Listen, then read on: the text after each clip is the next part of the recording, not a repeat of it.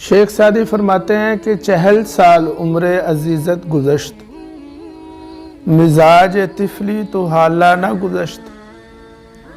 تیری عمر کے 40 برس گزر گئے اور تجھ میں ابھی تک بچپنا ختم نہیں ہوا۔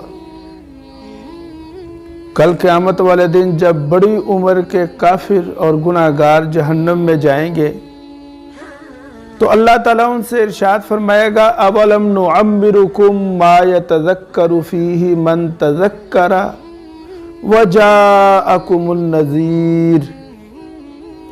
کیا ہم نے تمہیں اتنی عمر نہیں دی تھی کہ اگر تم نصیحت حاصل کرنا چاہتے تو تم نصیحت حاصل کر سکتے تھے، لیکن تم نے نصیحت کو حاصل نہیں کیا۔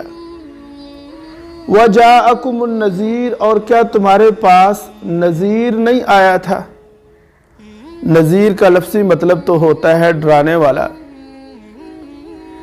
لیکن یہاں پر علماء نے لکھا کہ نذیر سے مراد بڑھاپا ہے، نذیر سے مراد یہ سفید بال ہے۔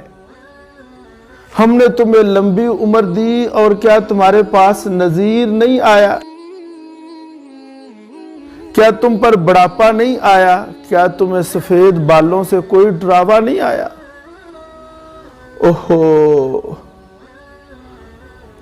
چٹے آ گئے نے پر رب سے شرم نہیں آئی۔ گناہ کرتے ہوئے ہمیں رب سے کوئی جھجک نہیں محسوس ہوتی۔ یہی وجہ ہے کہ اللہ پھر فرمائے گا فَذُوقُوا فَمَا لِلظَّالِمِينَ مِن نَصِيرٍ۔